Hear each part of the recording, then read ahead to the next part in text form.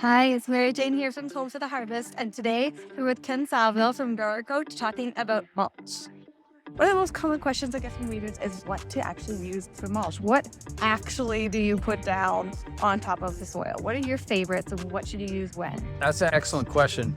And there's a couple different ways we can deal with that. The types of mulch that you use are based on your area where you live, because your municipality sometimes will develop their own compost products through composting programs where they collect, compost from the public, and then they'll break it down and make it into a product that you can buy for a reasonable dollar.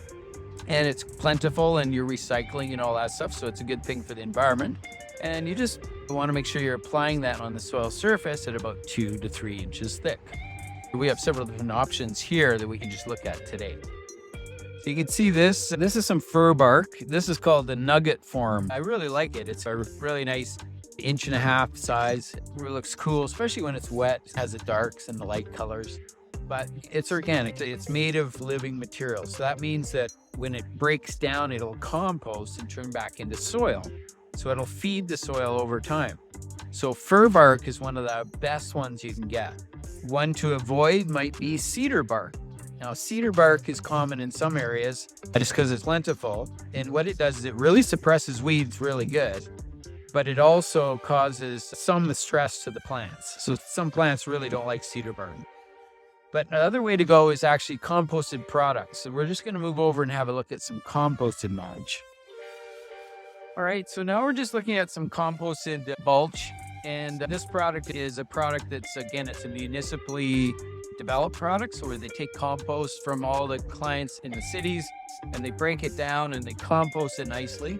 And this turns out to be a nice rich black color, which looks, but this is a finer type product and it breaks down, it feeds like crazy. Whenever you get that dark color like that, it's full of food. And for plants, man, they just love this stuff. So anytime you can get a nicely composted dark colored mulch, that's going to be your best choice. This, again, applied about 2 to 3 inches thick, and it's really the ultimate. The issue with this one is because it's a bit finer, that the wind tends to blow it away. So if you're in a windy location, you may have to go with something that's a bit chunkier.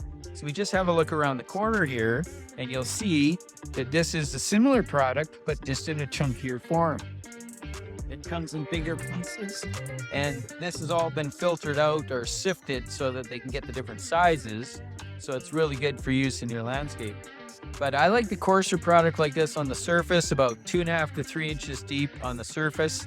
And I don't like to bury plants with mulch.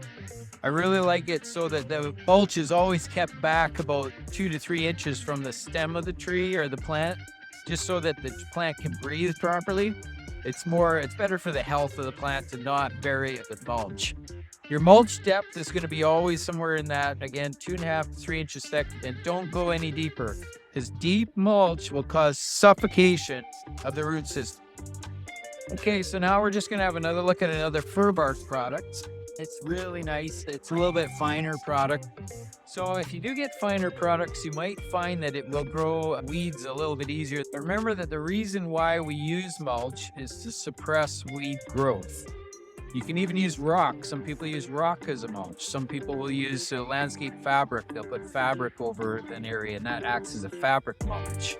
But what you're really doing is you're just blocking the light out so the seeds can't germinate. The funny thing with weed seeds is that as soon as you expose the seeds to sunlight, they just immediately have moisture and sunlight, they'll grow. So that's really what happens. They start to grow, and then you got weeds growing everywhere. But if you can start with a clean mulch, something that's on the surface, not mixed with any dirt or anything, remember that all soils are impermeated with weed seeds. So you have to, I always like to smooth my soil out first, even pack it with the head of a rake, and then apply the mulch at that nice even rate, and then pack that down as well.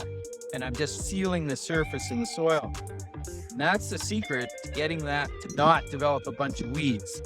But finer mulches, if you get weed seeds that come from above, if you have a fine mulch, they can grow in that mulch, especially if it's raining a lot.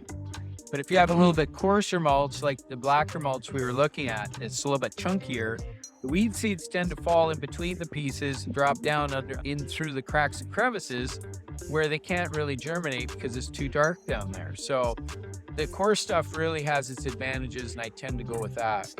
If you're going with rock mulch, really the sweet spot is at sort of a 1-inch rock up to as big as maybe 1.5 inches. That's what I like. If you go too big, it tends to develop lots of weeds, not weeds, but so much like leaves, leaf debris that blows in, gets all tangled in there. And you have to pick it by hand. It doesn't blow out because it's all tied up in those bigger rocks. And if you go too fine, then all those leaves and composty bits that come in on top will break down and it'll turn that fine rock into soil fairly quickly.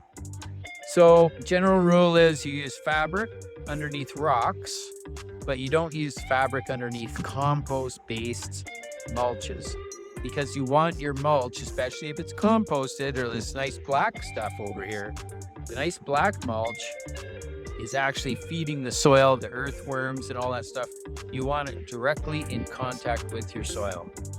I have just a clarifying question. If your mulch is made of something that used to be alive, don't put fabric under.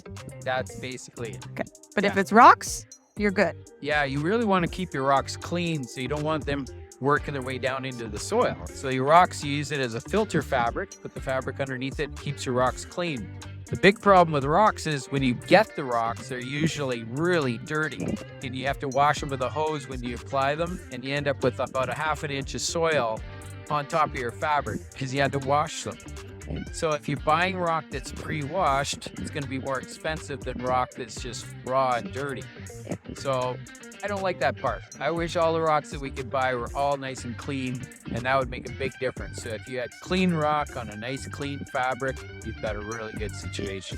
Thanks so much, Ken, for the information on mulches. This has been really helpful. Awesome. Anytime.